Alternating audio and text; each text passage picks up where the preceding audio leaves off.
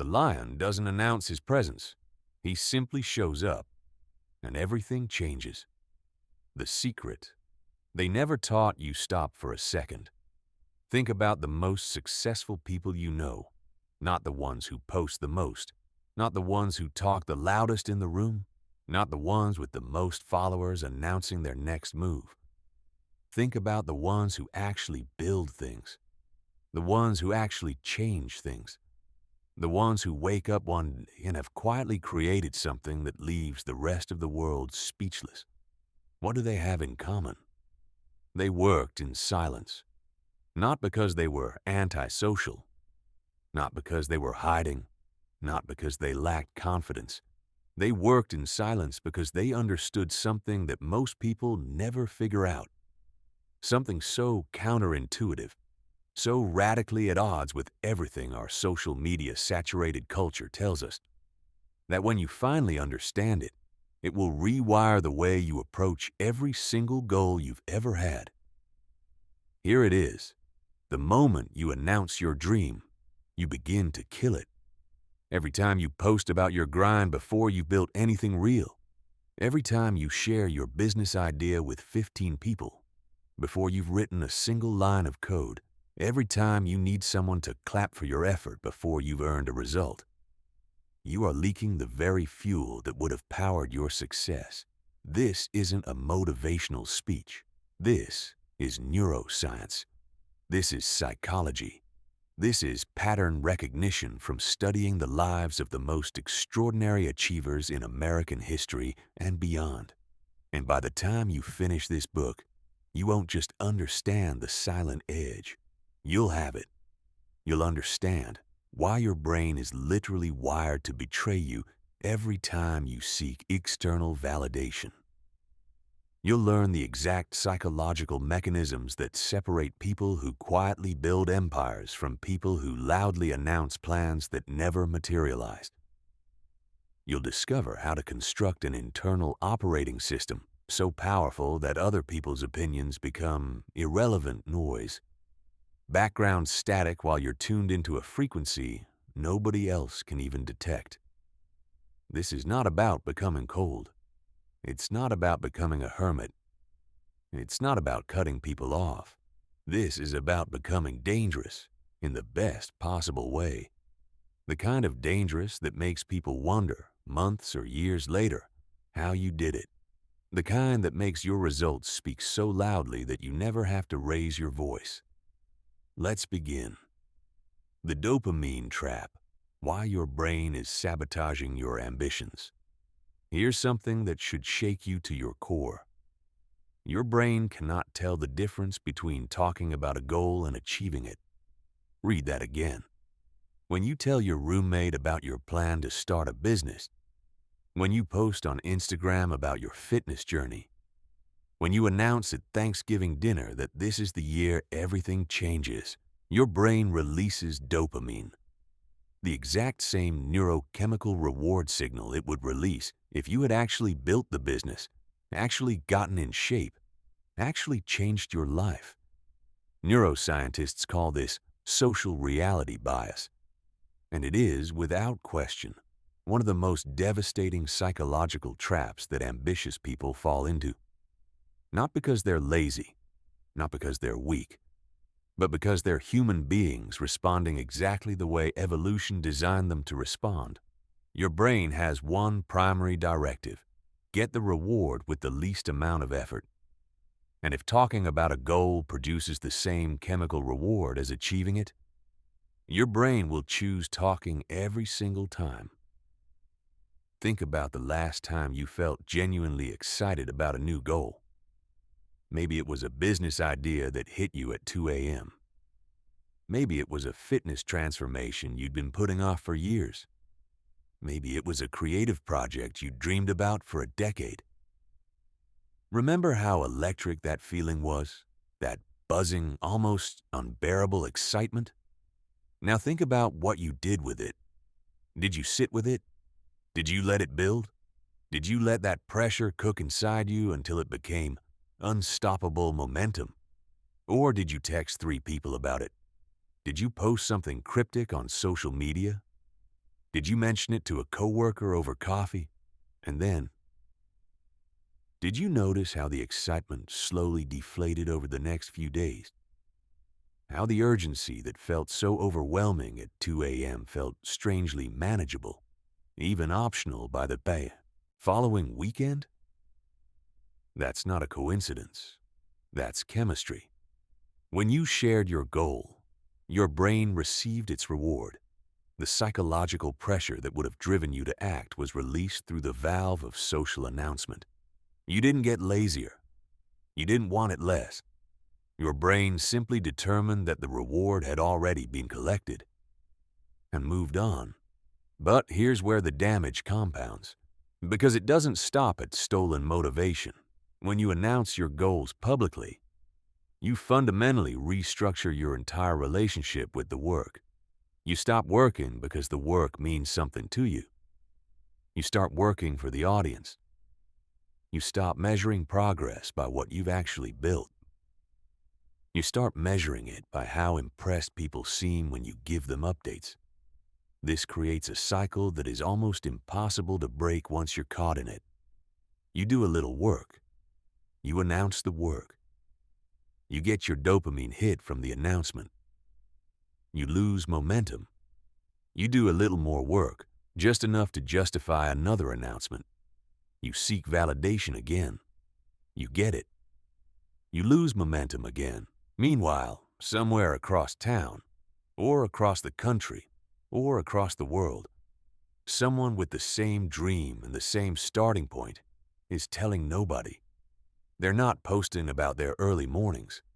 They're not sharing their business plan with their LinkedIn network. They're not asking for feedback from people who have never built what they're trying to build. They're just working. Quietly. Consistently. Without ceremony. And a year from now, when they emerge with something real, something finished, something proven, something that actually works, everyone around them will call it overnight success. They'll wonder how it happened so fast. They'll be amazed at how suddenly this person seemed to appear. But there was no sudden appearance. There was only the silent grind that nobody saw. Consider what the research actually tells us happens when you publicly announce a goal. First, you receive social recognition for your intention, which neurologically reduces your motivation to follow through. Second, you open yourself up to doubt, discouragement, and unsolicited opinions from people who have no skin in your game. Third, you transform what should be intrinsic motivation, doing something because it matters to you, into extrinsic performance anxiety. And fourth, you quietly shift your identity from someone who achieves to someone who talks about achieving. This is why the majority of New Year's resolutions collapse within 3 weeks. People don't fail because they're weak. They fail because they announced their resolutions to everyone they know, collected their social validation, and unconsciously concluded that the work was already done. The brain's reward system fires prematurely and kills the very drive that would have created real change. The most elite performers in every field understand this instinctively, even if they've never read a neuroscience paper. The most decorated Navy SEALs don't post their training sessions. The most successful hedge fund managers don't broadcast their investment theses before they're proven. The founders who actually build category-defining companies don't announce their startups on social media. They announce their revenue. There is a finite amount of psychological energy available to pursue any significant goal. That energy can either fuel the work or fuel the announcement of the work. Every person who has ever built something extraordinary made the same choice, over and over again. They chose execution. They chose silence. They chose the edge. The neuroscience of private excellence. What happens in your brain when nobody is watching? Your brain operates in 2 fundamentally different modes depending on whether you're working privately or performing for an audience. And understanding the difference between these two modes might be the most important thing you ever learn about your own cognitive performance. When you work in private, truly private, with no audience, real or imagined, with no performance to give and no impression to manage, your brain activates what neuroscientists call the default mode network. This is the cognitive state associated with deep thinking, pattern recognition, creativity, and intrinsic motivation. It's the state where your brain can make long-range connections between disparate ideas. It's the state where genuine insight lives. When you work for an audience, something very different happens. Your brain shifts into social cognition mode. A significant portion of your available mental bandwidth gets redirected toward a single question. How is this being perceived? Part of you is always monitoring, always managing, always performing. And here's the brutal mathematical reality of that shift. The mental resources you're using to manage perception are resources you are not using to solve the problem in front of you. This isn't philosophy. It's neurology. The brain is not capable of optimal cognitive performance while simultaneously running a social performance. Every moment of social monitoring costs you something in terms of depth, creativity, and raw cognitive power. Studies comparing people who work in private versus people who work for external validation show a striking neurological difference in the brain's reward centers. Private workers experience stronger dopamine release from the intrinsic satisfaction of completion, from the act of actually finishing something. Public workers, over time, literally rewire their brains to crave social approval rather than personal accomplishment. Their dopamine system becomes dependent on external triggers, which means they cannot generate the motivation to work without them. Think about what that means practically. The private worker can sit down on a Tuesday morning with no audience, no accountability partner, no followers watching and do extraordinary work because their brain has been trained to find the work itself rewarding. The public worker sits down on the same Tuesday morning and without the external trigger, without someone watching, without a deadline imposed by someone else, without the promise of recognition, the motivation simply isn't there. One brain has been trained for independence. The other has been trained for dependency. And here is where it gets even more interesting. When you work in private, your brain enters what psychologists call flow state, with dramatically greater frequency.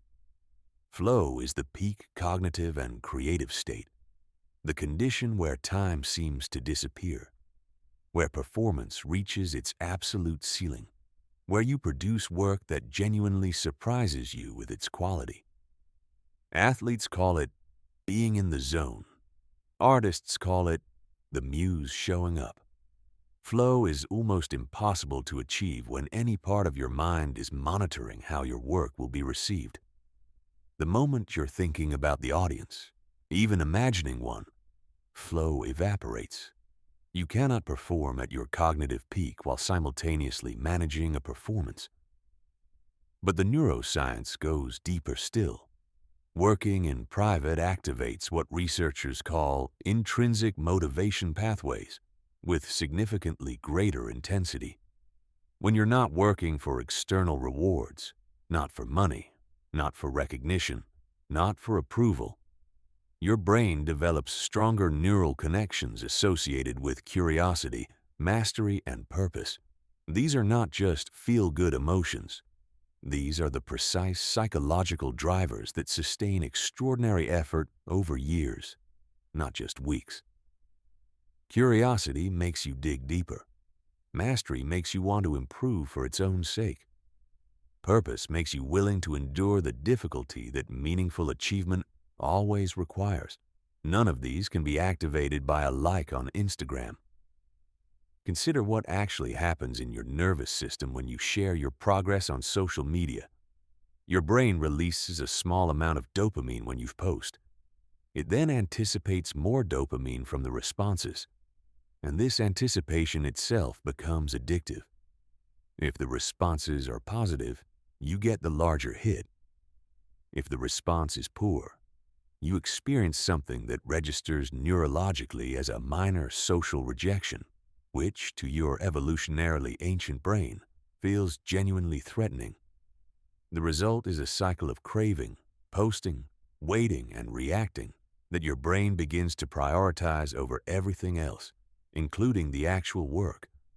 Meanwhile, the person working in silence is building something neuroscientists call frustration tolerance, the brain's capacity to persist through difficult periods without external reward. This is not a personality trait. It's a neurological adaptation developed through deliberate practice. Every time you push through a hard stretch of work without seeking validation, you strengthen this capacity. Every time you sit with the discomfort of uncertainty and confusion and keep working anyway, you're literally building a more resilient brain. You're developing the neurological equivalent of a stronger immune system, one that can withstand the inevitable difficulties that accompany any meaningful achievement without collapsing. There's also a critical difference in how the brain processes setbacks, depending on whether you work publicly or privately. When you fail privately, your brain focuses almost entirely on problem solving and learning. The emotional sting is real, but the cognitive response is, what went wrong? What can I adjust? What do I try next? When you fail publicly, your brain splits its resources between problem solving and reputation management. A significant portion of your cognitive bandwidth goes toward processing the social implications of the failure, who saw it, what they think, how you can explain it, how you can protect your image. This is mental energy that is not going toward the solution. This is why private workers recover from setbacks faster, not because they feel less, but because their entire cognitive system is oriented towards solutions rather than divided between solutions and damage control.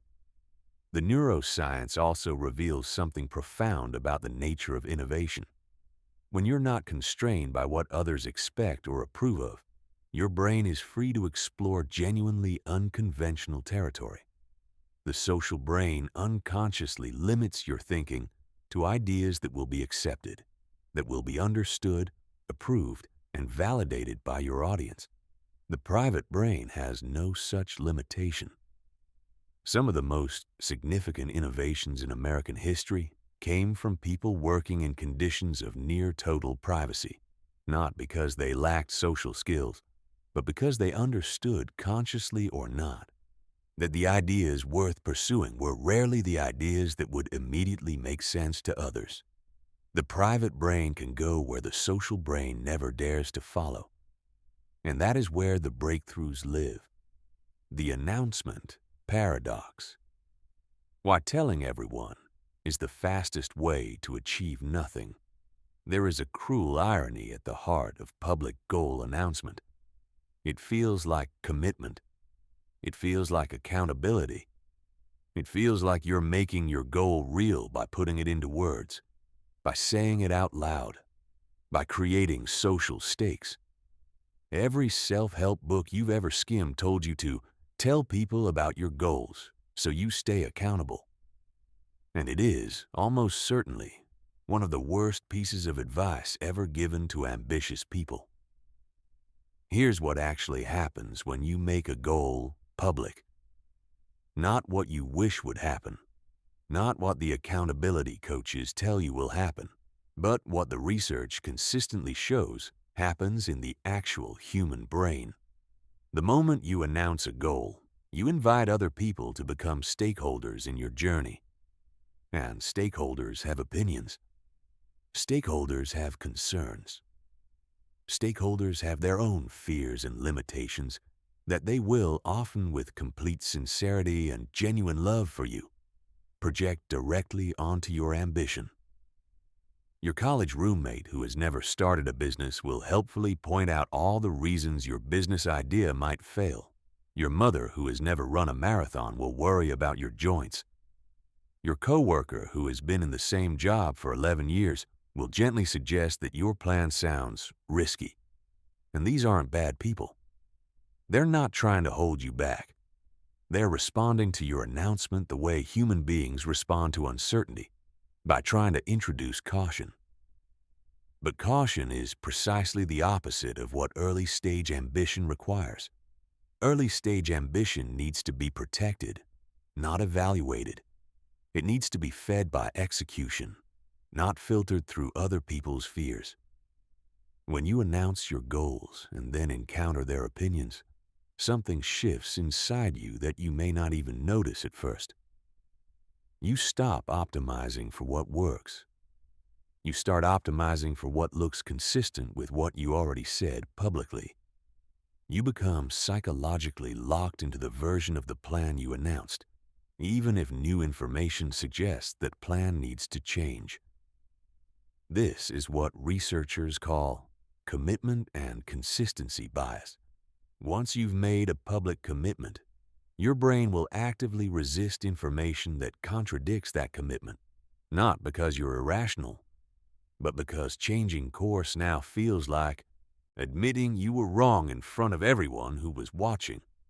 So instead of adapting intelligently, which is what every successful endeavor requires, you double down on approaches that aren't working, simply because abandoning them would require public acknowledgement of failure. This is how people waste months, sometimes years. There's also the psychological phenomenon researchers call performance anxiety, and it operates very differently from what most people assume. When you know people are watching and evaluating your progress, your brain doesn't activate into extra motivated mode. It shifts from learning mode into performance mode. In learning mode, failure is information. A mistake tells you something valuable about the gap between your current approach and the approach that would work. You fail, you learn, you adjust, you improve. In performance mode, failure is threat, not a threat to your success, but a threat to your reputation.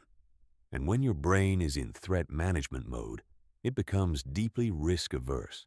You stop experimenting with approaches that might work better but carry a higher risk of visible failure. You retreat to strategies you know you can execute, even if they're not optimal, and you wonder why your progress feels so slow. The timing dimension of goal announcement is particularly devastating. Think about when most people announce their goals, at the very beginning, when excitement is highest and execution has barely started. This is precisely the moment when you know the least about what you're actually going to encounter. The goal you announce in January is based on your January understanding. But by April, you'll have lived through 3 months of reality, 3 months of discovering what's harder than you thought, what works better than expected, what needs to be completely rethought. If you were working privately, you'd simply adjust. You'd incorporate what you've learned and move forward, but you announced the January version publicly. So now, the April adjustment feels like failure. It feels like inconsistency. It feels like you have to explain yourself. And explaining yourself takes mental energy that could be going toward the work. There is a particular psychological trap that researchers call identity foreclosure that deserves special attention here. When you announce a goal publicly, you're not just stating an intention. You're claiming an identity.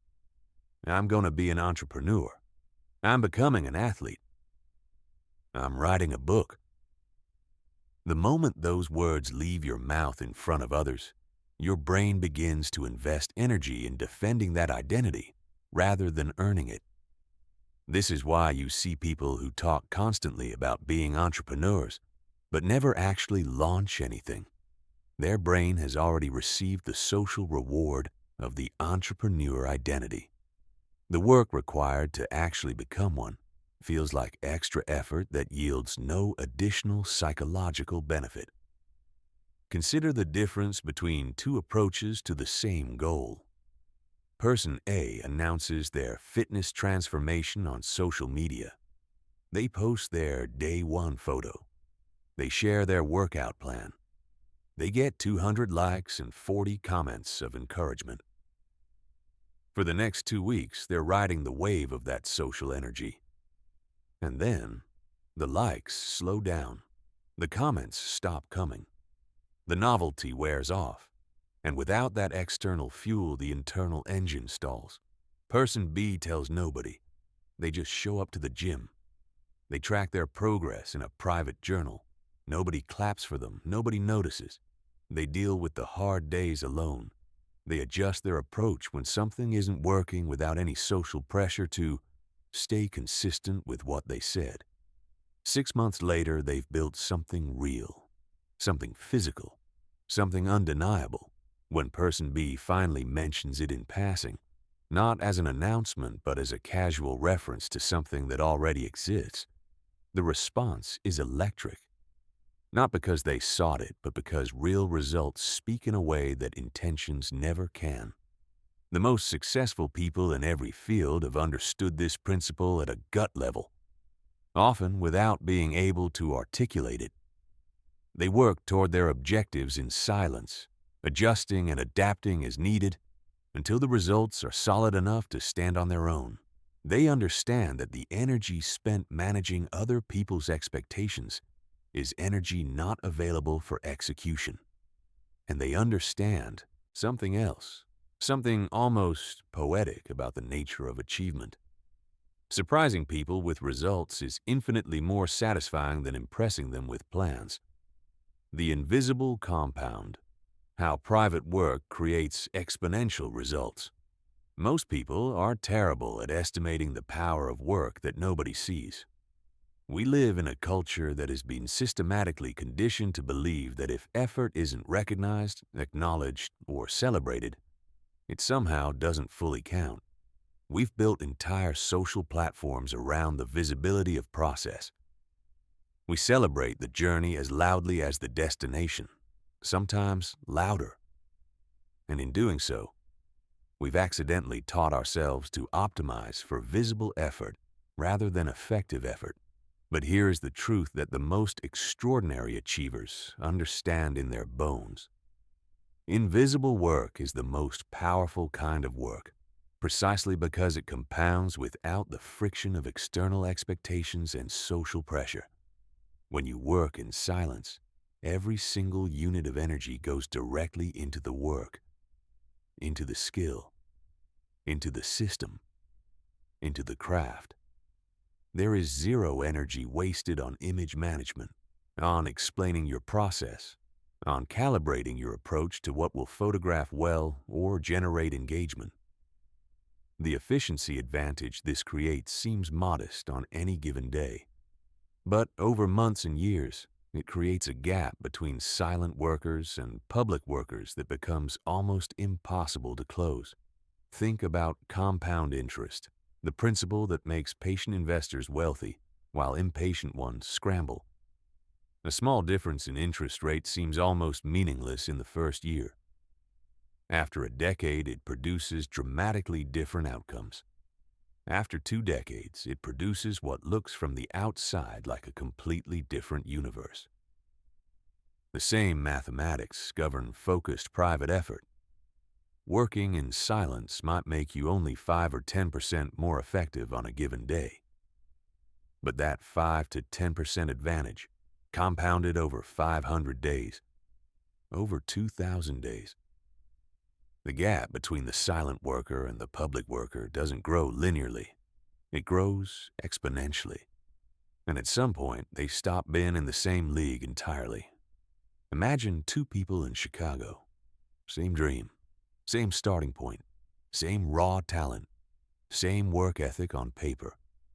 One works publicly, constantly sharing, constantly seeking validation, constantly adjusting their approach based on other people's feedback and social metrics. The other works privately, channeling everything into execution, adjusting based only on objective results and their own developing judgment. After the first month, you'd barely notice a difference. After 1 year, you'd see a gap. After 5 years, you would not recognize that these two people started from the same place. This happens because of what psychologists call deep practice, the kind of focused, deliberate work that can only happen when you're not simultaneously managing a performance.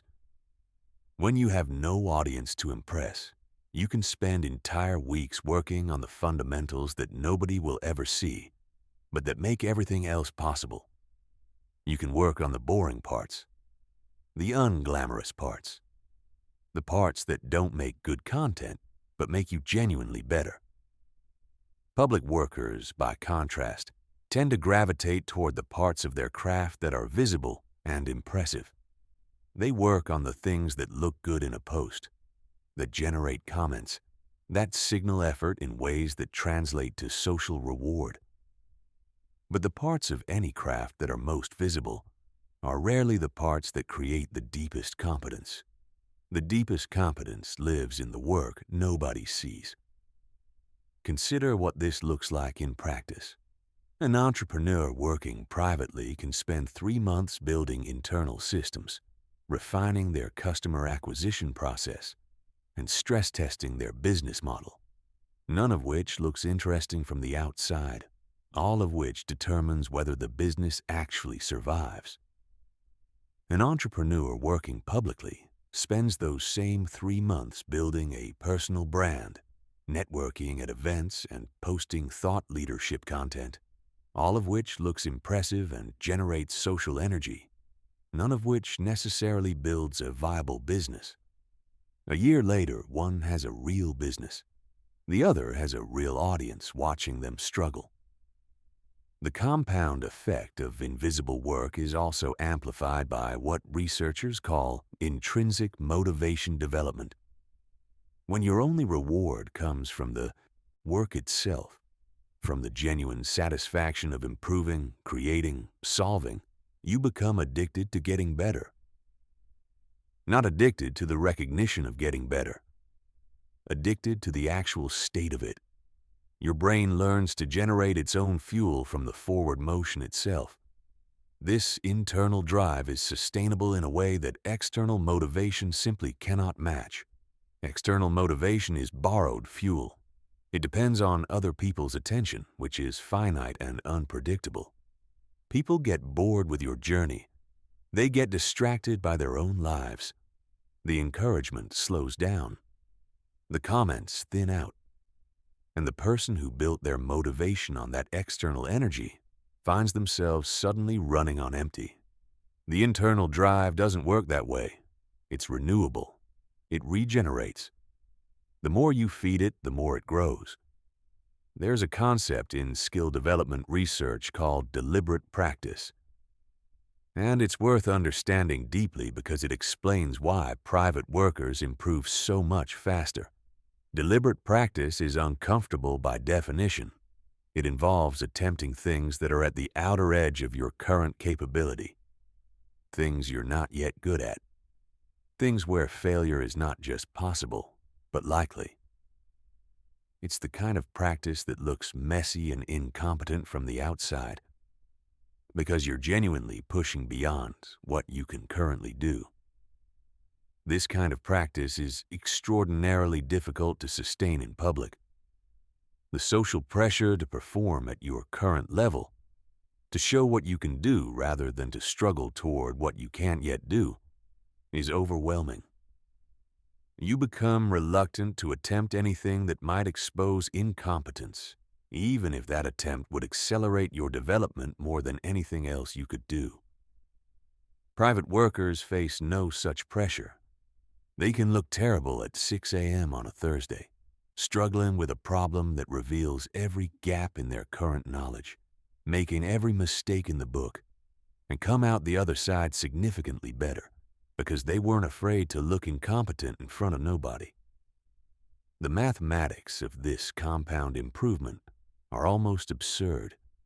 If you improve by just 1% per day through focused private effort, you become almost 40 times better over the course of a single year. 40 times. Most people don't come close to this because they're constantly interrupting their development to seek validation, manage their public image, and respond to other people's opinions about their progress. Invisible work also develops what experts call domain intuition, an almost unconscious understanding of patterns and principles within a specific field that makes decision-making faster and more accurate over time. This intuition can't be developed through occasional interrupted work sessions. It requires sustained, unbroken immersion, the kind of deep engagement that social interaction continually fractures. When you see someone who seems to make consistently excellent decisions in their field with remarkable speed and confidence, you're watching the product of years of private, uninterrupted engagement with their craft. They're not smarter than you. They've simply spent more hours in direct, unmediated contact with the problems in their domain, without stopping to explain their thinking to others, without pausing to seek approval, without fragmenting their attention between execution and performance. That's why silent workers often appear to achieve overnight success. From the outside, it looks like they emerged from nowhere. In reality, they were building in private for years, steadily, deliberately, without fanfare, until they reached a threshold of capability where the results became impossible to ignore. There was no overnight. There was only the invisible compound, the internal compass, building a guidance system that doesn't need external fuel. The ability to maintain direction and momentum without external validation is not a gift that some people are born with. It is a skill. It is built. And it might be the single most valuable thing you ever develop. Most people navigate their lives like ships without anchors, constantly adjusting course based on the winds of social approval and disapproval, always reading the room, always calibrating their choices against how others respond. When people seem impressed, they accelerate. When people seem skeptical, they second-guess everything. Their internal state is largely a function of their external environment. But the highest achievers operate from something entirely different, something I call an internal compass.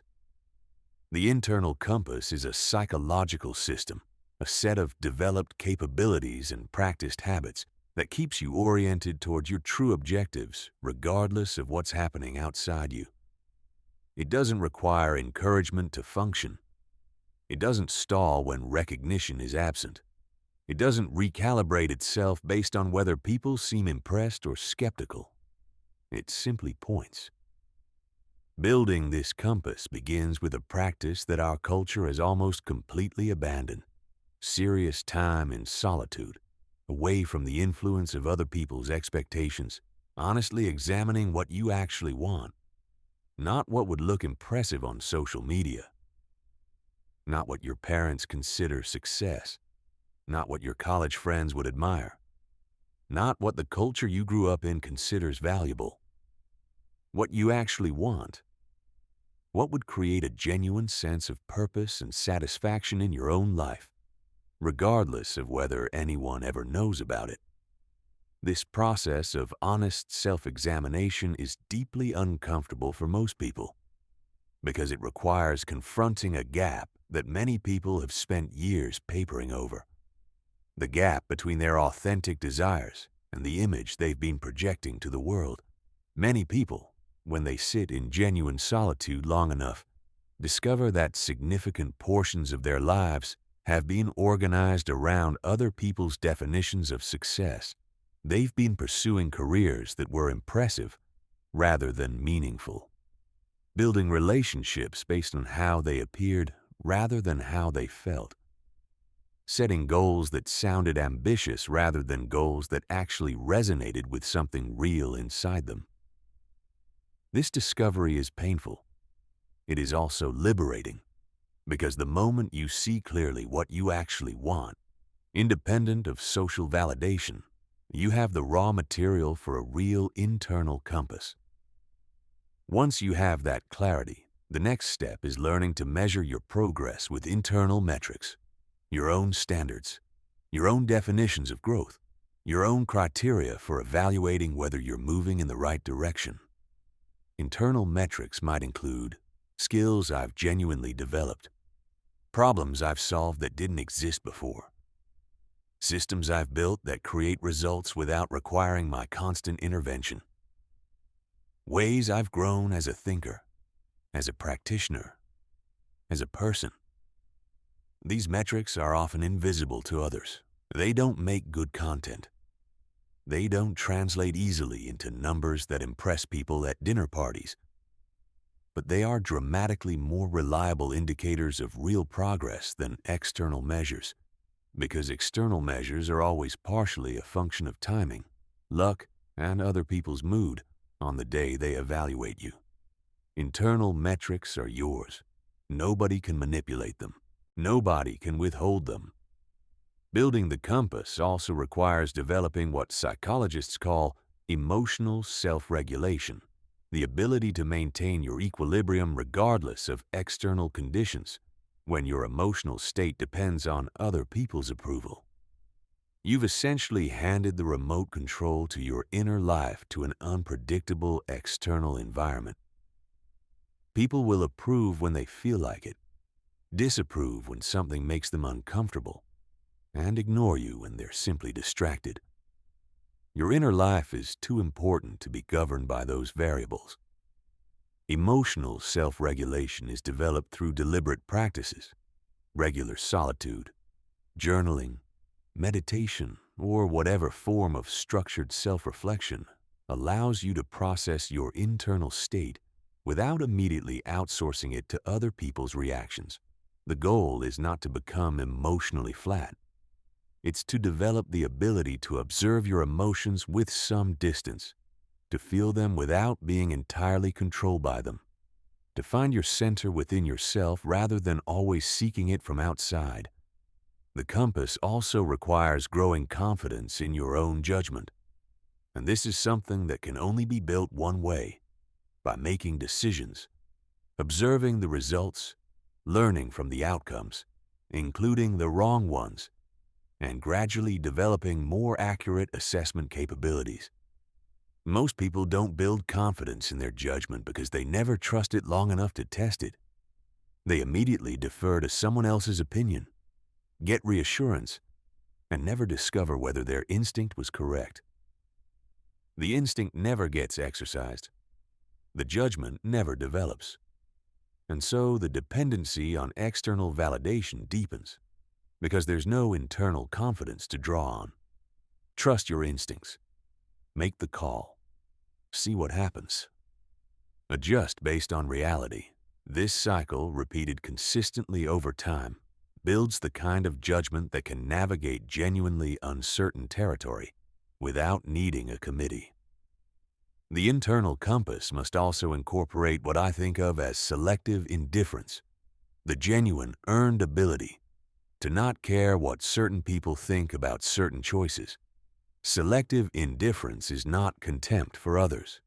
It's not arrogance. It's not the performance of someone who says they don't care what people think, while obviously desperately caring. It's something quieter and more powerful than any of that. The genuine recognition that other people's opinions about your personal choices are, most of the time, more about their own psychology than about you. When someone expresses doubt about your goal, they are usually describing their own relationship with risk and possibility, not an objective assessment of your capability. When someone tells you it can't be done, they're usually telling you it couldn't be done by them. When someone suggests you're being unrealistic, they're usually describing the limits of their own imagination. None of this is information you need to incorporate into your compass. The people whose opinions you do incorporate, the small, carefully selected group whose input genuinely serves your development, matter deeply. But that group should be chosen for expertise, demonstrated results, and genuine alignment with your values. Not chosen because they're the loudest voice in the room or the one most eager to offer an opinion. When you build this compass, through clarity of purpose, internal metrics, emotional regulation, exercise judgment, and selective indifference. You become something rare in the modern world. You become unmanipulable, not in a hostile or closed sense, but in the sense that matters most for achievement. Your direction can no longer be determined by other people's reactions to you. You'll still hear them. You'll still consider them. But you'll do so from a place of internal stability rather than from a place of desperate need. That's the silent edge. Strategic invisibility, the art of choosing when to be seen. Strategic invisibility is one of the most misunderstood concepts in the psychology of achievement. People hear the word invisibility and immediately picture someone hiding, someone ashamed, someone afraid, someone who lacks the confidence to operate in public. That's not what this is. Strategic invisibility is the deliberate, conscious management of your visibility as a resource. It's the recognition that attention is finite, both yours and other people's, and that every moment you spend in the spotlight is a moment you're not spending in deep work. Every conversation you have about your work is a conversation that is not the work. The most consequential builders in American history understood this principle without necessarily naming it. They worked in conditions of relative privacy, not hiding from the world, but choosing very deliberately when and how the world would see what they were building. They revealed their work when it was ready, not when they were excited about it, not when they needed validation, when it was ready. The premature reveal is one of the most expensive mistakes you can make with an ambitious project. Here's why. Projects and ideas are fragile in their early stages. Like seedlings, they need protection before they need evaluation. They need space to develop their own structural integrity before they're subjected to external pressure. When you expose an early-stage project to public scrutiny, even well-intentioned scrutiny, you invite criticism and suggestions that can derail the project before it has developed the internal coherence to absorb that input productively. This is not a reason to avoid feedback forever. Feedback at the right stage from the right people is essential. But feedback before the work has found its own foundation is almost always more destructive than constructive. Strategic invisibility begins with understanding the difference between two fundamentally different kinds of visibility. Productive visibility serves specific, concrete purposes, attracting customers for a proven product, building partnerships around demonstrated capability, recruiting talent to an established organization, or sharing knowledge that's fully developed enough to actually help someone. Productive visibility has a clear function and creates clear value. Vanity visibility exists to feed the ego and collect social approval. It broadcasts your process before you have results. It announces your plans before you have execution. It performs ambition in the hope that the performance will substitute for the accomplishment. It generates engagement, likes, comments, shares that feel like momentum but are, in reality, a very expensive distraction. Most of what people share on social media about their goals and ambitions is vanity visibility. Most of what the greatest builders in any field shared was productive visibility, revealed at precisely the right moment, calibrated to create maximum impact. Strategic invisibility also involves what I call selective disclosure, the careful, intentional choice of what to share, with whom, and when.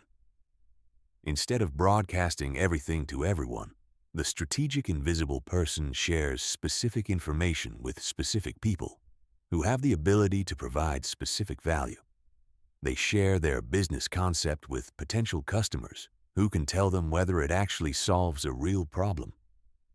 Not with social media followers who can only tell them whether it sounds interesting.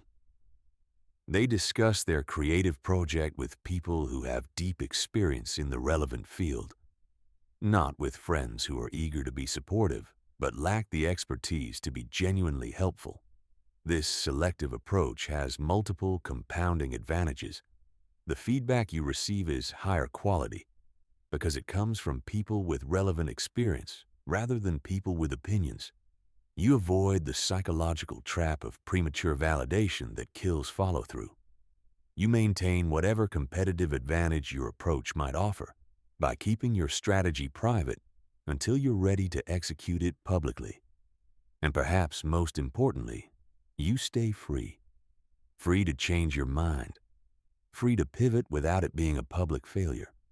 Free to discover that your January plan needs to look completely different by March, and to make that adjustment without the social friction of explaining yourself to people who invested emotionally in the version you announced. The timing of revelation is an art form in itself. When you're building a business, reveal it when you have paying customers and repeatable systems, not when you have a pitch deck and an LLC. When you're developing a skill, reveal it when you can demonstrate genuine competence, not when you've been practicing for 3 weeks and feel excited. When you're pursuing a physical transformation, let your body be the announcement, not your calendar. When you're creating something artistic, share it when it's finished and you're proud of it, not when you're in the messy middle and need reassurance. This approach creates what I call the revelation advantage. When you reveal work of genuine quality, work that nobody expected at a stage of development that surprises people, the response is qualitatively different from what you'd receive by announcing intentions. People see concrete evidence of real capability. The work speaks for itself, in a register that intentions never access. Compare this to what happens when you reveal plans and promises. People become politely skeptical. They've heard ambitious plans before. They've watched promising starts fizzle.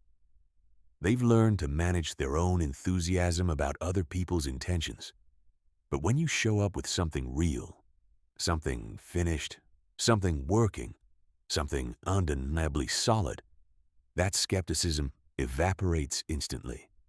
Strategic invisibility also protects you from what researchers call social interference, the unconscious process by which other people's expectations, opinions, and preferences slowly reshape your choices and behaviors. This happens subtly, below the level of conscious decision-making. You start choosing safer options because someone you respect expressed concern about risk. You abandon unconventional approaches because nobody around you seems to understand them. You drift from your original vision toward something more conventional, more explainable, more socially acceptable. None of this happens when nobody knows what you're working on. When you work invisibly, your authentic voice, your natural way of approaching problems, unfiltered by social expectation, gets the space it needs to actually develop. Innovation requires this space.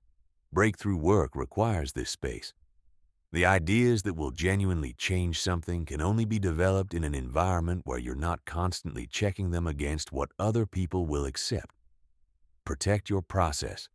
Be strategic about your visibility. Reveal your work at the moment it has the most power to create impact. Until then, let the silence be your shield. Solo execution. Systems that work when no one is watching.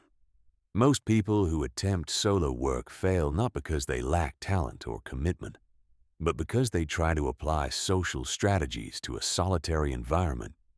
They try to use the same motivational structures that work in team settings: external accountability, peer pressure, encouragement from others, in an environment where none of those forces exist.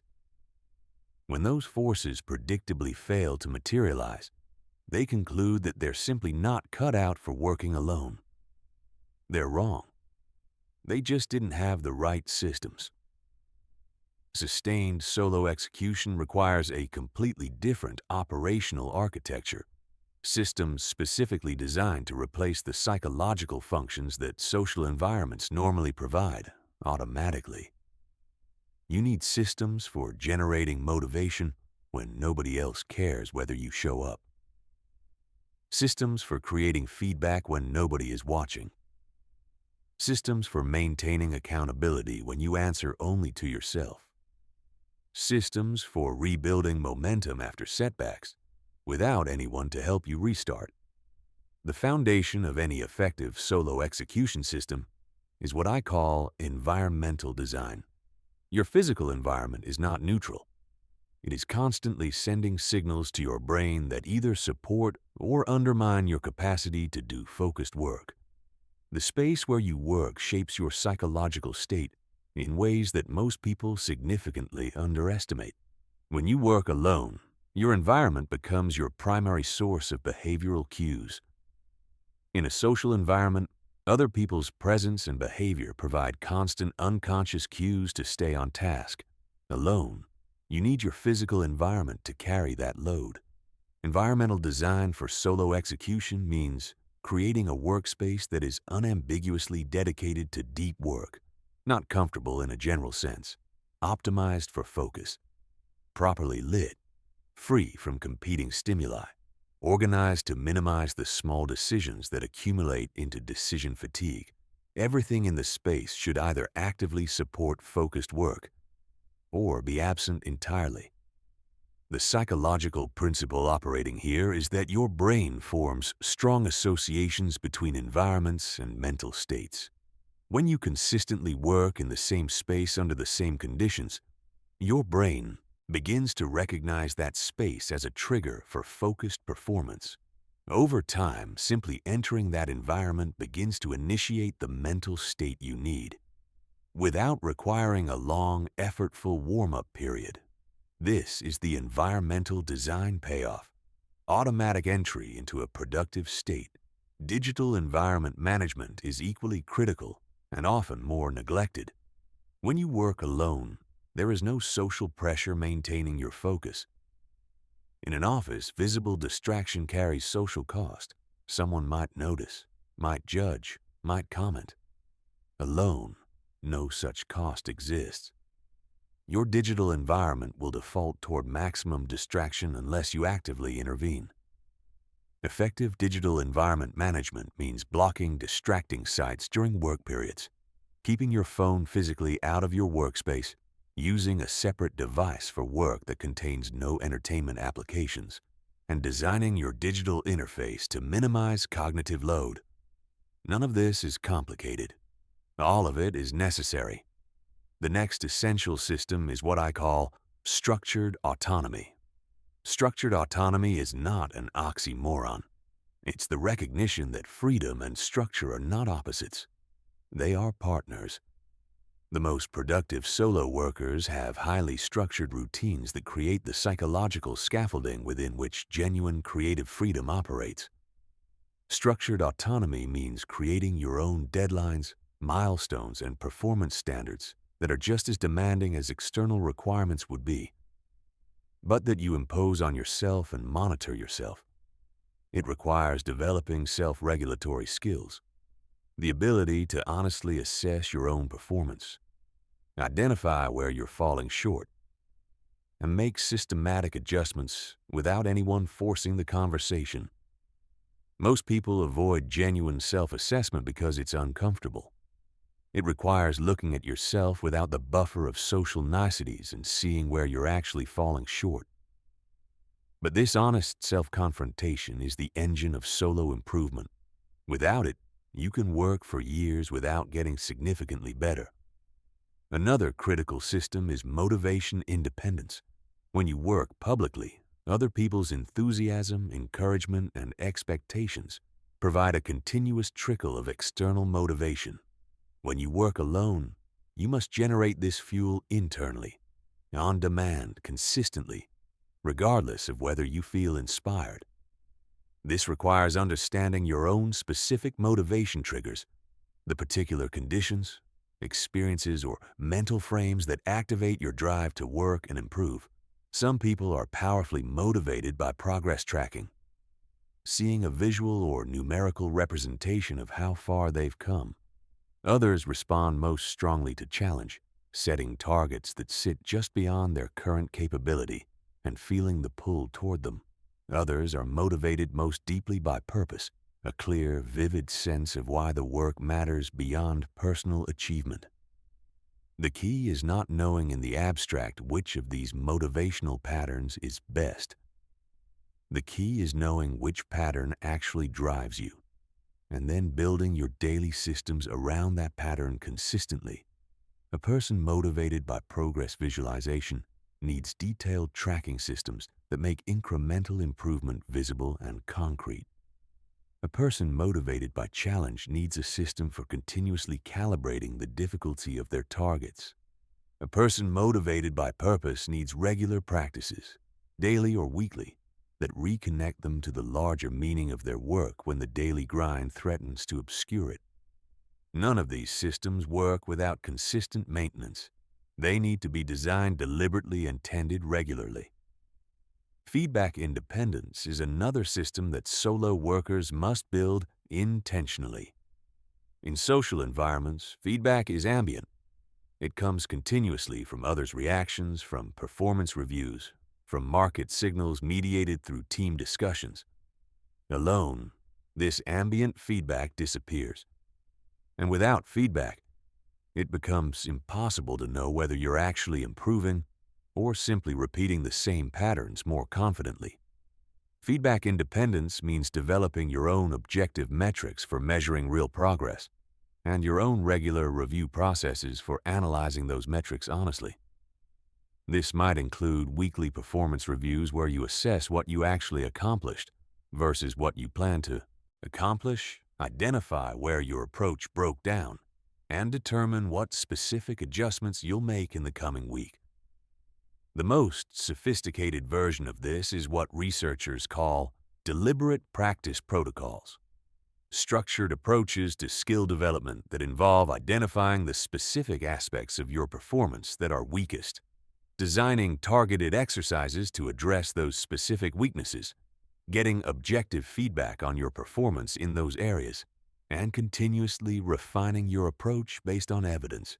This is how elite performers in every field accelerate their development past what ordinary practice would produce. And it can only be sustained in a private environment, where you're free to look incompetent in the service of genuine improvement. Finally, every solo execution system needs what I call momentum preservation mechanics. When you work alone, there is no one to help you restart when you lose your rhythm. A bad week, a personal setback, an unexpected life disruption. Any of these can break your momentum, and breaking momentum is far more costly than most people realize. Starting from zero is exponentially harder than maintaining forward motion. Momentum preservation means defining in advance what your minimum viable progress looks like on the hardest days. What is the smallest action you can take that still moves you forward? That keeps the chain unbroken, that maintains your identity as someone who shows up, even when showing up means doing very little. The principle is straightforward. Never let a bad day become a break in your streak. Never let one missed session become permission for another. The momentum itself becomes a system, and preserving it is a daily practice. Handling the darkness, mental frameworks for isolation and doubt. If you commit to working in silence, really commit, for months and years rather than weeks, you will encounter two psychological challenges that are as predictable as they are difficult. The first is isolation. The second is doubt. These are not signs that something has gone wrong. They are the inevitable companions of ambitious solo work, as reliable as the work itself.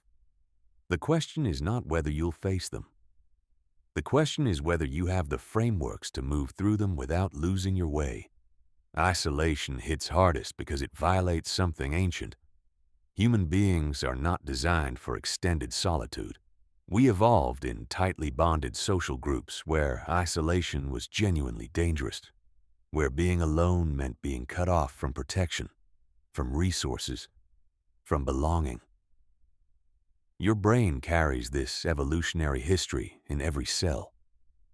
When you choose solitude for extended periods, your brain doesn't understand the distinction between chosen isolation and dangerous isolation. It registers the absence of social connection and begins to generate discomfort signals designed to motivate you to return to the group. Understanding this evolutionary context matters enormously. The discomfort you feel when working alone is not evidence that you're doing something wrong. It's evidence that you're challenging programming that was designed for a very different environment. Your discomfort is adaptive. It was adaptive for a very long time in a world where solitude genuinely indicated danger. That world is gone. The discomfort remains. The first framework for navigating isolation is productive solitude reframing. Instead of experiencing isolation as loneliness, as rejection, as disconnection, as something happening to you, you learn to frame it as protected time. You are not alone because you're cut off.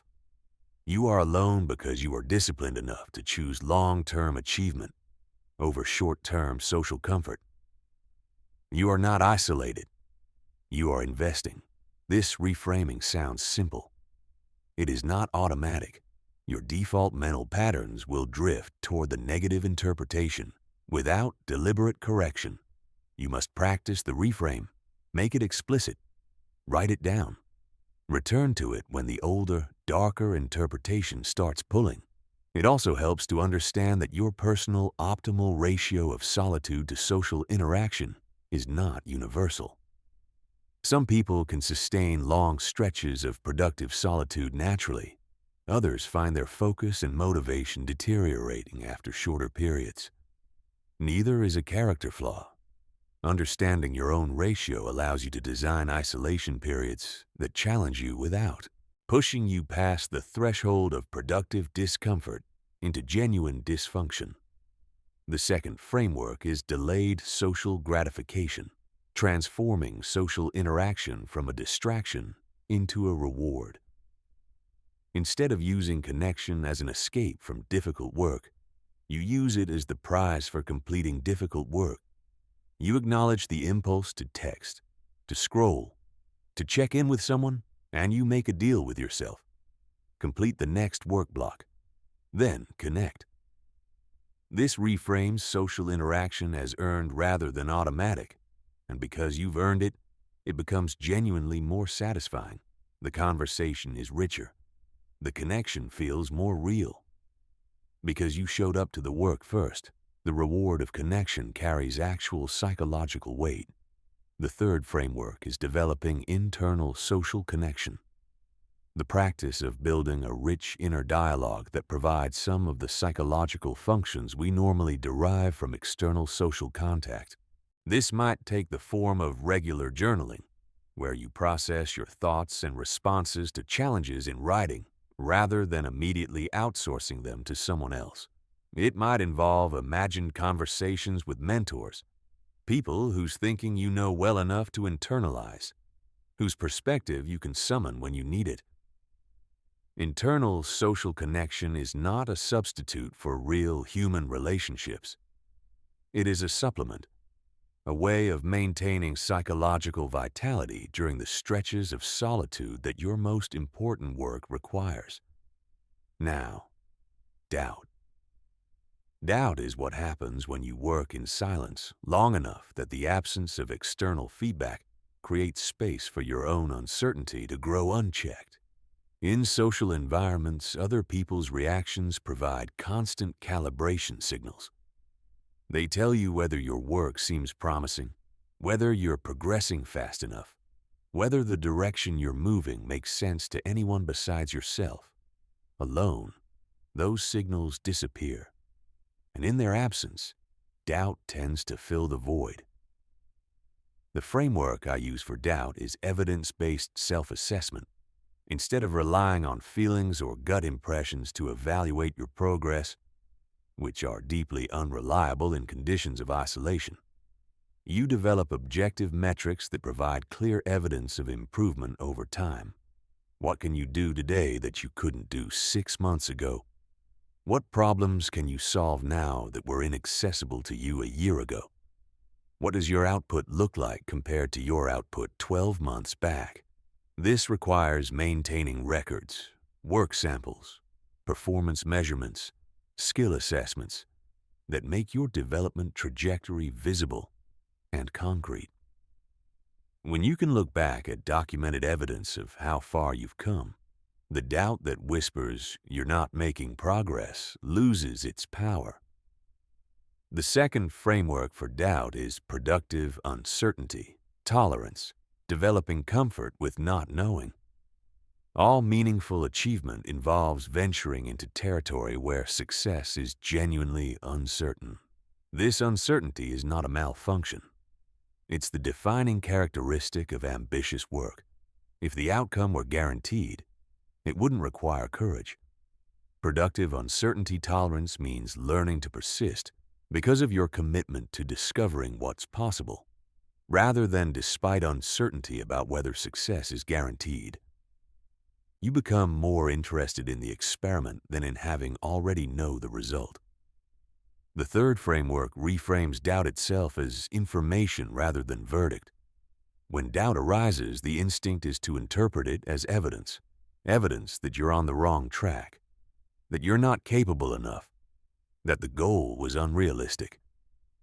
But doubt is almost never an accurate assessment of your situation.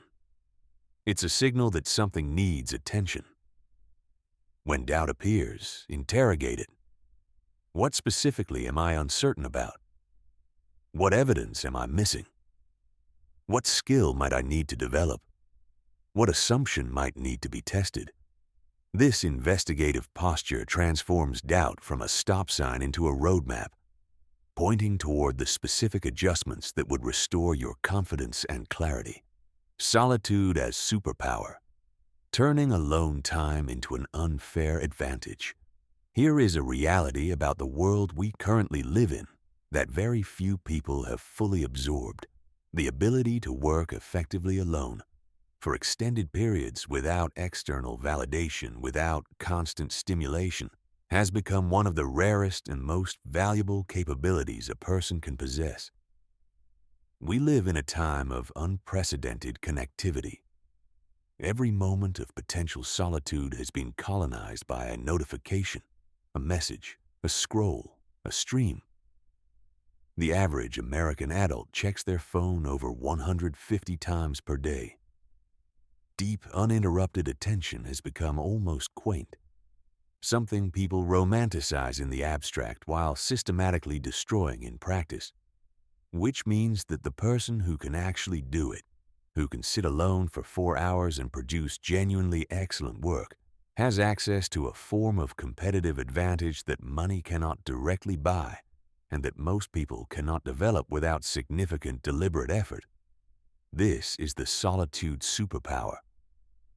The first dimension of this advantage is what I call depth amplification.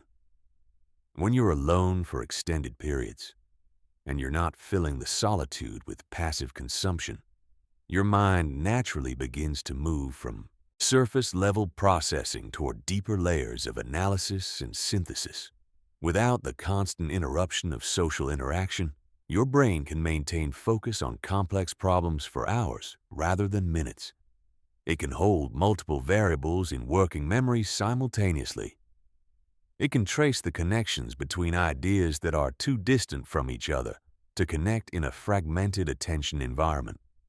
The insights that emerge from this depth of processing are qualitatively different from the insights available in social environments. They're more nuanced, more original, more accurate about the true complexity of difficult problems. And because they're rarer, because almost nobody is doing this work, they become competitive advantages almost automatically. The second dimension is creative solitude. Creative solitude is not simply working alone. It's learning to be genuinely comfortable with mental uncertainty, with holding incompletely formed ideas, following threads that lead nowhere, sitting with questions that don't yet have answers, for long enough that something genuinely new can emerge. Most people are profoundly uncomfortable with this kind of cognitive ambiguity. When they encounter a question without an obvious answer, they immediately seek external input. They Google it, they ask someone, they look for what others have done in similar situations. This impulse to quickly resolve uncertainty kills creative thought before it has time to develop. Breakthrough ideas require time to cook. They don't arrive fully formed. They begin as vague intuitions, weak signals, uncomfortable questions. They need to be held and examined and allowed to evolve without being immediately evaluated against existing external standards. Creative solitude gives these emerging ideas the protected space they need to become something real.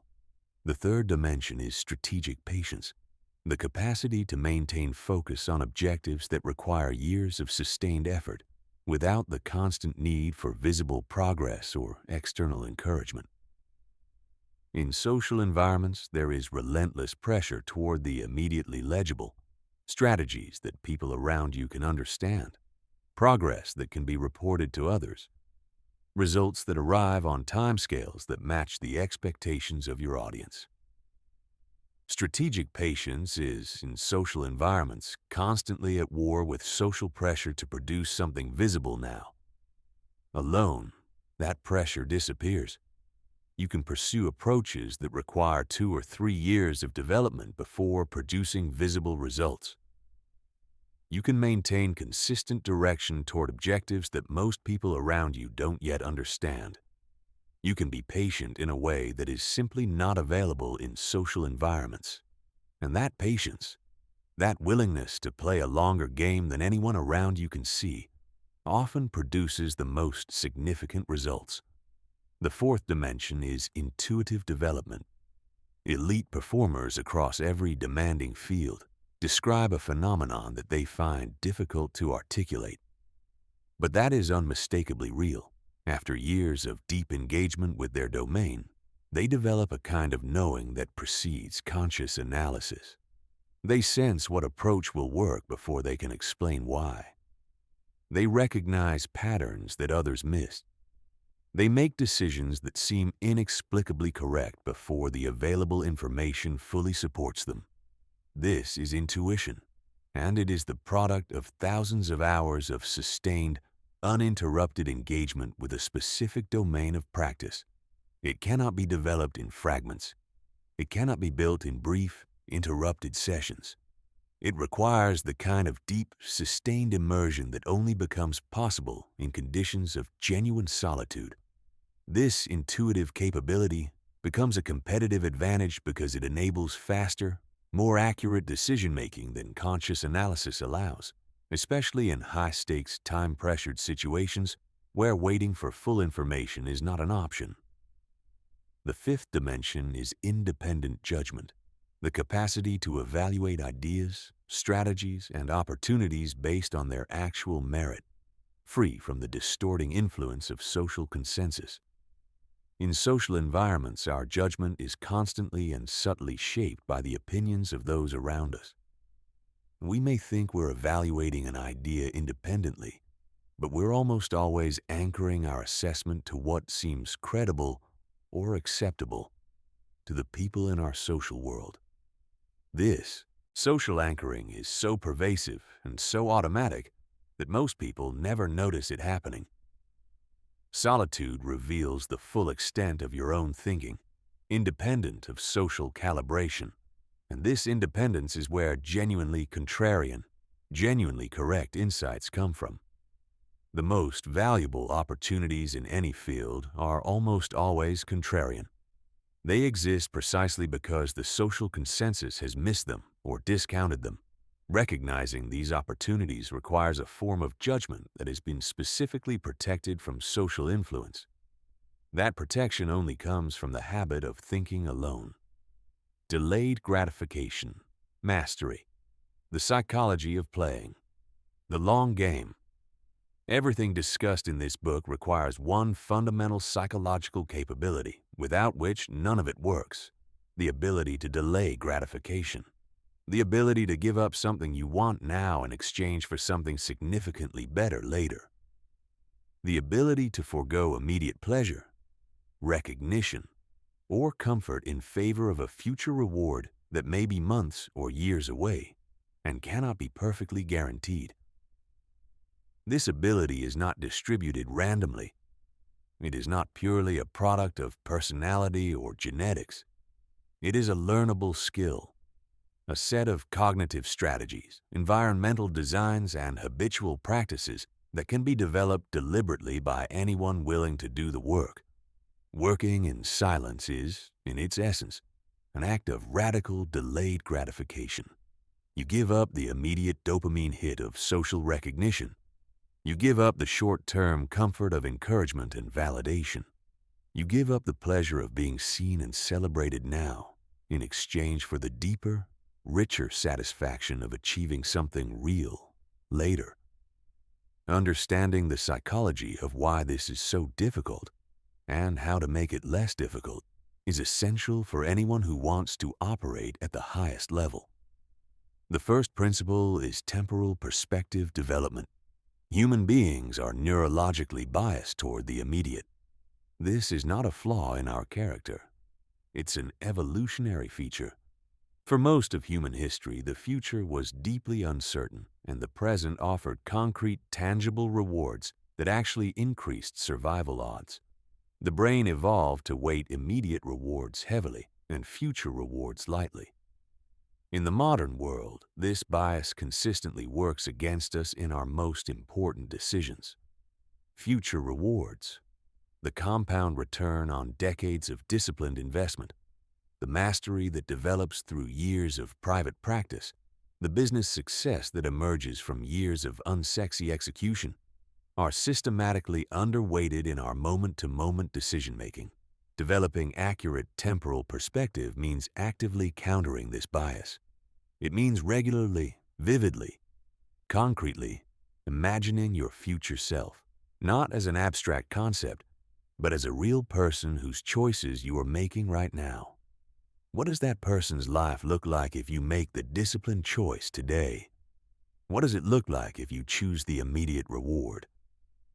This mental habit doesn't override the neurological bias automatically, but practiced consistently, it gradually shifts the psychological weight of future rewards towards something closer to their actual value. The second principle is gratification substitution, which is more sophisticated than simple willpower. Rather than denying yourself all immediate rewards and relying on sheer discipline to sustain delayed gratification, you learn to find genuine immediate satisfaction in the activities that serve your long-term goals. This means developing appreciation for the process itself, for the act of improving, of solving, of creating, rather than directing all your positive emotion toward the eventual outcome. When you genuinely enjoy the practice session, the enjoyment is immediate, even though the mastery is delayed. When you find real pleasure in the act of disciplined focus itself, you're not delaying all gratification. You're substituting a richer form of immediate gratification for a cheaper one. This is not a trick. It's a real skill that develops with practice. The more you engage deeply with your craft, the more genuinely satisfying the act of deep engagement becomes. The pleasure compounds along with the capability. The third principle is pre-commitment, making your gratification decisions before you're in the moment of temptation. Most poor decisions about immediate versus delayed gratification are made impulsively, in moments when your willpower is depleted and the immediate reward is vivid and present, while the future reward is abstract and distant. If you wait until you're in those moments to decide, you'll often choose poorly. Not because you lack character, but because the cognitive conditions are stacked against good decision-making. Pre-commitment means deciding in advance how you'll handle the predictable temptation situations. When you feel the urge to check social media during a deep work session, you've already decided that you won't. And you've created environmental conditions that make it difficult, even if you wanted to. When you feel the pull to announce your goal before you've demonstrated real progress, you've already decided that you won't, because you've committed to a personal standard that requires results before revelation. Making these decisions when your mind is clear, your willpower is full, and your long-term perspective is vivid saves you from making them badly when conditions are less favorable. The fourth principle is progress amplification, creating systems that make your incremental progress toward delayed rewards more visible and psychologically real. The fundamental difficulty of delayed gratification is that future rewards feel abstract while immediate rewards feel concrete. Progress amplification systematically reduces this asymmetry by making your progress toward future rewards more visible, more specific, and more psychologically compelling. This might mean maintaining a detailed tracking system that shows your skill development over time, making the trajectory of improvement concrete rather than abstract. It might mean setting intermediate milestones at regular intervals that provide genuine occasions for recognition and celebration as you move toward a longer-term goal. It might mean regularly reviewing your forward progress in explicit, specific terms rather than letting it remain a vague sense of things are going reasonably well. When you can see clearly that you are moving toward the future reward, when that movement is documented, specific, and visible, the delay becomes less psychologically costly.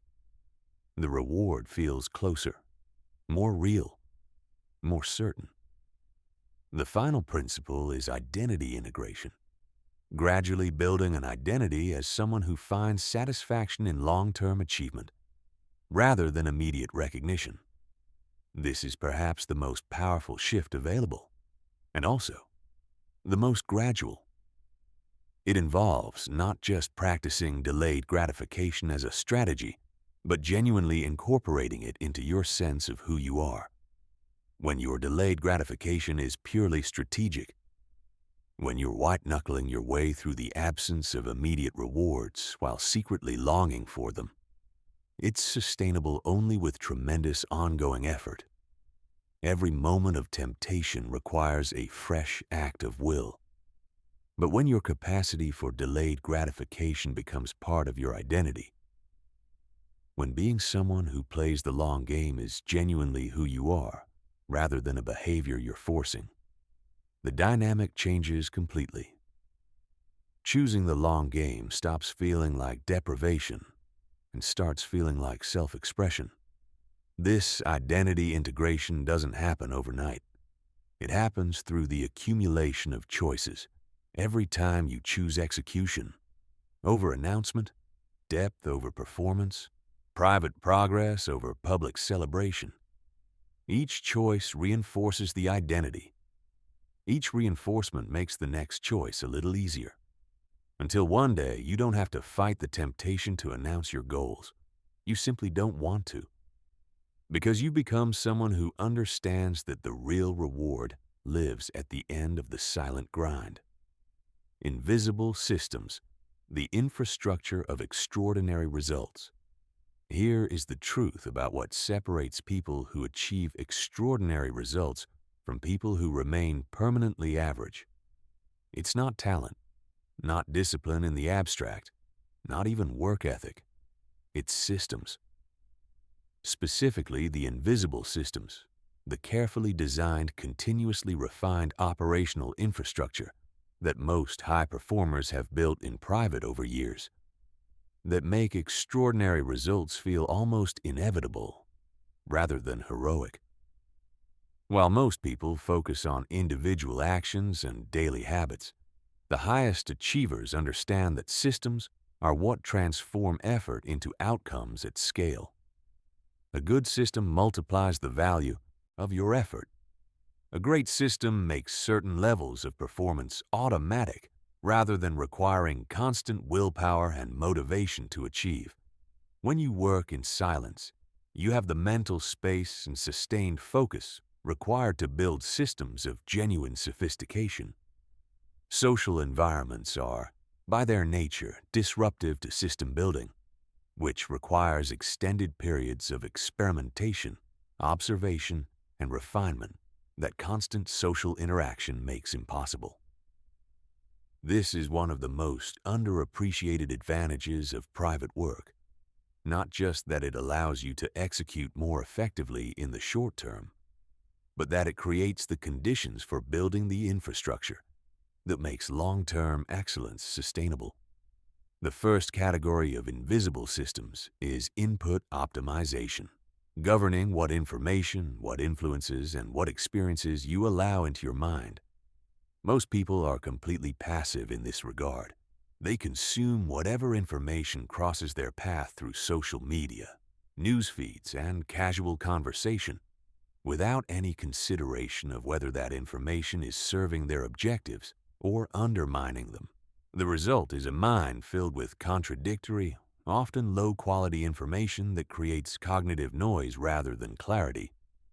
Input optimization means becoming deliberately selective, curating your information environment with the same care you'd apply to your physical environment if you understood how profoundly it affects your performance. This doesn't mean consuming only information that confirms your existing beliefs. It means ensuring that the information you're consuming is genuinely relevant to your objectives, comes from sources with demonstrated expertise and track records, and is high enough quality to actually improve your thinking, rather than simply occupy your attention.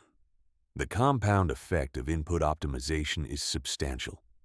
Over months and years, the quality of your thinking is directly shaped by the quality of your information inputs.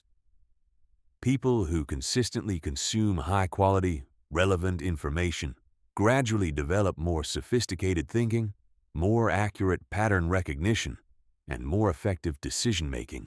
People who consume low-quality information, regardless of how much of it they consume, develop the cognitive equivalent of a processed food diet. The second category is processing optimization, how you transform the information you take in into genuine understanding, insight, and applicable knowledge. Most people process information passively. They read, they listen, they watch, and then they move on, without any systematic effort to capture, analyze, or integrate what they've encountered into their existing knowledge base. Insights pass through their minds without leaving permanent structural changes. Processing optimization means developing systematic approaches to learning from every significant experience and source, capturing key insights through writing, connecting new ideas to existing knowledge frameworks, regularly reviewing and synthesizing accumulated understanding.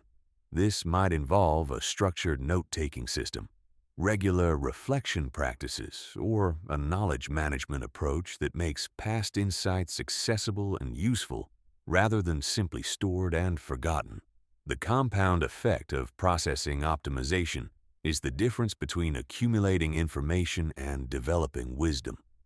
The third category is output optimization, how you translate your knowledge, energy, and time into concrete results. Most people work inefficiently not because they're lazy, but because they've never systematically examined whether their work methods are actually effective. They do what they learned to do initially, in school or in their first jobs, without ever testing whether those methods are optimal for their current objectives and circumstances. Output optimization involves regular, honest examination of your work processes, experimenting with different approaches, measuring the results of those experiments, identifying what specifically produces your best output, and continuously refining your methods based on evidence rather than habit. The compound effect here is that the same inputs, the same amount of time, energy, and effort produce increasingly better results as your methods improve. Instead of simply working more, you work more intelligently. Instead of increasing your hours, you increase the value generated per hour. The fourth category is feedback optimization, the systems that help you accurately assess your own performance and make intelligent adjustments. Most people rely on inadequate feedback mechanisms, other people's opinions, which are often influenced by politeness, social dynamics, and limited expertise, or lagging outcome indicators which only tell you what already happened long after there's anything you can do about it. Feedback optimization means developing leading indicators, measurements that predict future results rather than simply confirming past ones. It means building regular review processes that identify what's working and what isn't, based on objective evidence rather than feelings or social signals. It means creating systematic cycles of experimentation, observation, and adjustment that continuously improve your approach. The person who has optimized their feedback systems improves faster than everyone around them, not because they're more talented, but because they course correct more frequently and more accurately. When all of these systems work together, input, processing, output, and feedback, something remarkable emerges, what I call automated excellence. Once your systems are sufficiently developed and refined, high-level performance begins to feel less like an achievement and more like a natural result. You're not achieving excellence through constant heroic effort. You're achieving it because you've built infrastructure that makes excellence the default. This is what looks like effortless mastery from the outside. The observer sees someone producing extraordinary results with apparent ease. What they don't see is the years of private system building that created those conditions. They see the output without understanding the infrastructure. Breaking free. How to stop needing other people's approval to feel worthy. The addiction to external validation is, in many ways, the core challenge this entire book has been working toward. Everything else, the silence, the private work, the internal compass, the solo execution systems, ultimately serves a single purpose, helping you break free from the deeply conditioned belief that your worth, your confidence, and your direction must be confirmed by other people before you can trust them. This dependency is not a character flaw. It's a natural result of how most people are raised, how schools are organized, how workplaces are structured, and how social media has been designed. From the moment we're old enough to understand praise and disapproval, most of us learn that approval is the currency of worth. We perform, we seek feedback, we calibrate our behavior to maximize positive responses, and we carry this learned pattern into every area of our adult lives. Breaking free from this dependency doesn't happen through a single insight or a single decision. It happens through a systematic process of developing psychological independence, gradually expanding your capacity to act based on your own values and judgment, rather than constantly adjusting your behavior to maintain social approval. The first step is understanding the mechanism, how validation addiction develops and why it feels so necessary. Your discomfort with working independently of others' approval is not evidence that independence is wrong or unnatural. It's the predictable product of evolutionary programming that associated social approval with safety and social disapproval with genuine danger. Your brain generates discomfort when you act without social approval because it's trying to protect you from a threat that no longer exists in the form your evolutionary history anticipated. Recognizing this doesn't eliminate the discomfort, but it changes your relationship to it. Instead of interpreting the discomfort as a signal that you're doing something wrong, you can interpret it as the expected biological response to challenging outdated programming. The discomfort is the training. It's the friction through which your capacity for independence is built. The second step is systematic desensitization, gradually expanding your tolerance for acting without external approval, starting with low-stakes situations and building toward more significant ones. You begin with small daily choices, selecting what to eat, what to wear, how to spend a free hour, based purely on your own preferences without consulting anyone or calibrating to what would seem most impressive or appropriate. These choices seem trivial, but they're genuine practice reps for the psychological muscle of independent action. You progress to larger choices: how to approach a project, how to allocate your time, what opportunities to pursue, made based on your own analysis and values, rather than seeking validation from others before you trust your judgment. Each successful exercise of independent judgment adds to your accumulated evidence that your judgment is actually trustworthy, that you can make good decisions without constant external confirmation. This evidence builds the foundation for genuine confidence. The third step is the distinction between conditional worth and intrinsic worth. Conditional worth is self-esteem that depends on meeting external standards and receiving external confirmation. When people respond positively, you feel good about yourself. When they don't, you don't. Your sense of worth rises and falls with the social tide. Intrinsic worth is self-esteem grounded in your own values, your own integrity, and the quality of your own effort, independent of how others respond. When you ask yourself whether you made a good decision, you're asking whether it aligned with what you genuinely value and whether your effort was genuinely applied, not whether it generated approval. Developing intrinsic worth requires identifying your core values with enough clarity and specificity that you can actually use them as decision criteria, not abstract values like integrity or excellence, but concrete commitments that you can evaluate your choices against. Did I do the hardest thing or the easiest thing that would still look acceptable? Did I pursue the approach most likely to work, or the approach most likely to be understood and approved? Did I hold the standard I've set for myself, regardless of whether anyone else knew whether I was holding it?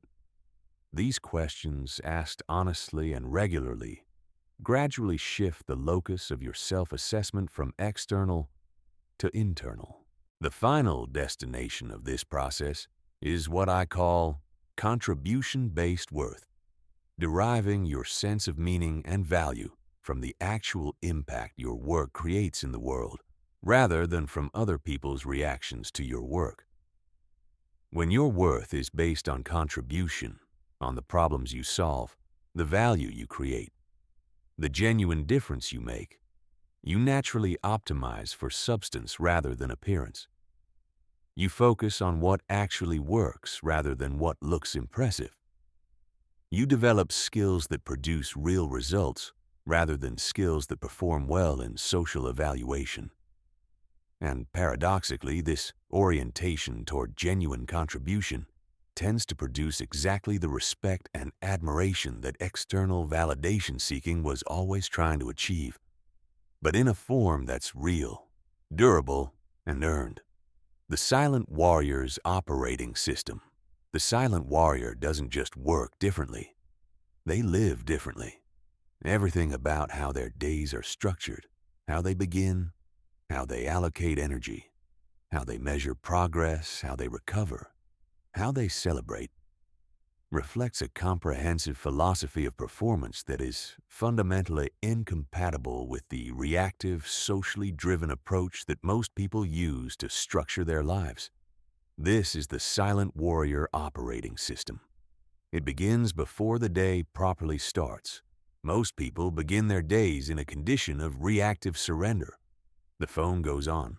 The notifications come through. The news arrives. The messages demand responses. And within the first 15 minutes of waking, the day's agenda has already been partly determined by external inputs. The rest of the day is largely played in response to what the morning established. The silent warrior begins differently. Before any external input arrives, they invest time in internal orientation, establishing their own sense of what matters, what they intend to accomplish, and what mental state they want to carry into the day. This might take the form of meditation, journaling, deliberate physical exercise, or simply uninterrupted quiet. The specific form matters less than the principle. Your day begins from the inside, not the outside. Psychologists describe a phenomenon called cognitive residue. The way the mental state established in the first portion of your day tends to persist and influence your performance throughout the remainder of it. Beginning from internal intention creates residue of focus and purpose. Beginning from reactive external exposure creates residue of fragmentation and distraction. The choice of how to begin is not trivial. The second component of the operating system is strategic energy allocation, the deliberate matching of your most important work to your periods of peak mental energy. Most people approach this backwards. They spend their mornings on email, on social media, on administrative tasks, on low-stakes social interaction, depleting their peak cognitive resources on activities that don't require them. Then they attempt their most demanding and important work in the afternoon or evening, when their mental resources are already significantly depleted. The silent warrior treats peak energy as a precious, finite resource and protects it accordingly. Deep work happens during peak periods, protected from all interruption and distraction. Energy-depleting activities, communication, logistics, routine maintenance, are scheduled during naturally lower energy periods when they can be handled with sufficient competence but don't require the highest cognitive performance. The third component is deep work blocks, extended periods of complete, uninterrupted focus on the most important objectives. 2 to 4 hours of genuine, single-pointed attention, disconnected from all forms of external interruption. Not 2 hours with occasional phone checks. Not 4 hours with social media in another tab. Genuinely uninterrupted deep work, protected with the same seriousness that most people reserve for their most important meetings. This is where the real progress happens. Not in the fragments between interruptions, not in the occasional hour of focus surrounded by hours of distraction. In the sustained, protected, uncompromised engagement with work that matters. The fourth component is systematic recovery, the deliberate design of rest and restoration practices that maintain sustainable high performance over extended periods.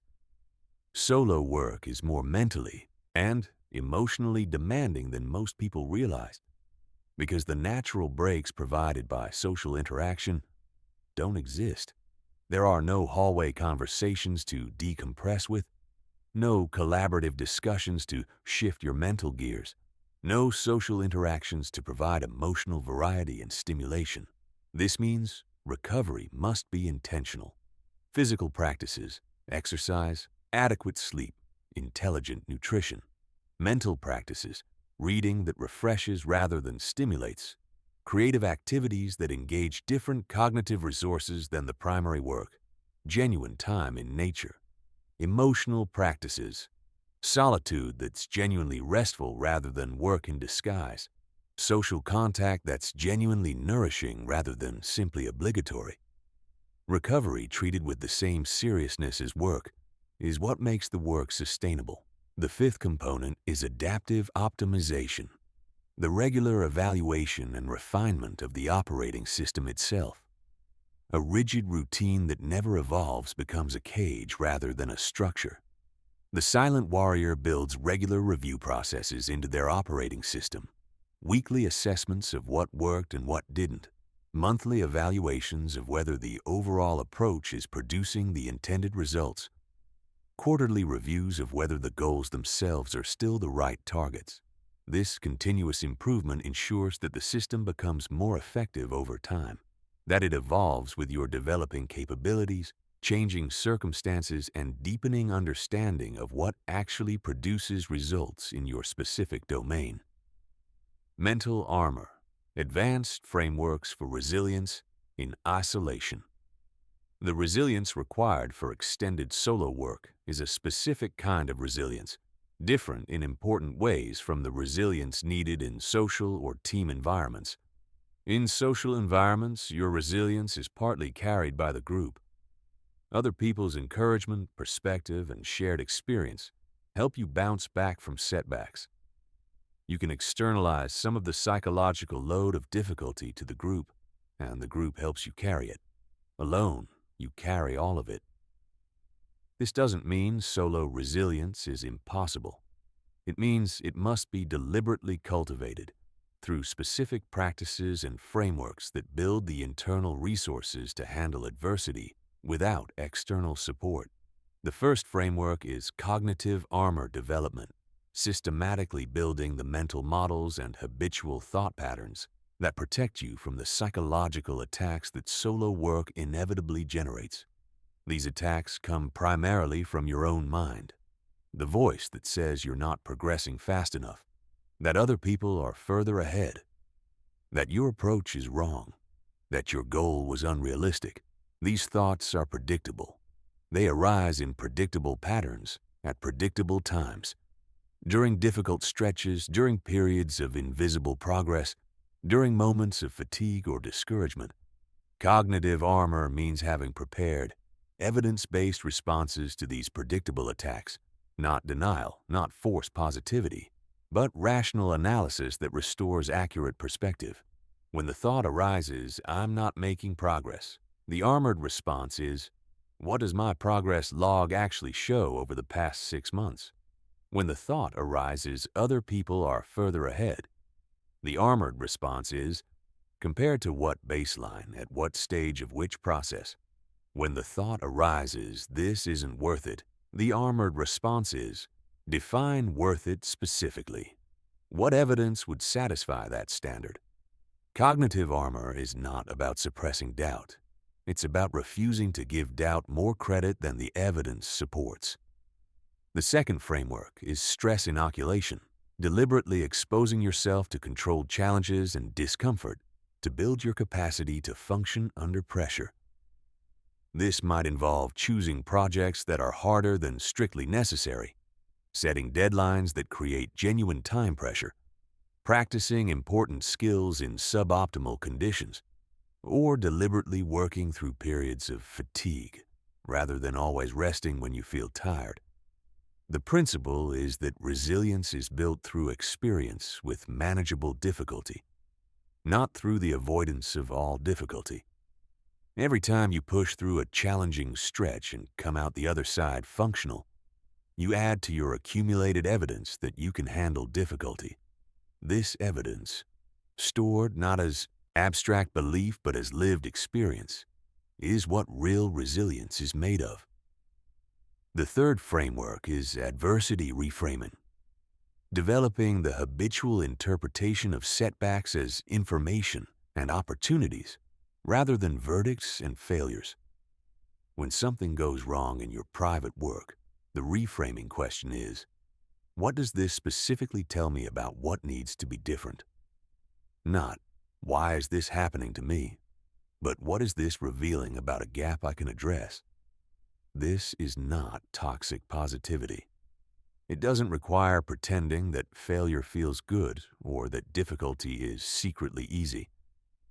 It requires that your response to difficulty be oriented towards solutions rather than towards self-criticism or catastrophizing. The faster you can pivot from "this is bad" to "what does this tell me?" the faster you recover and continue progressing. The fourth framework is post-adversity growth cultivation, the deliberate practice of recognizing what difficulties have actually given you, rather than only what they've cost you.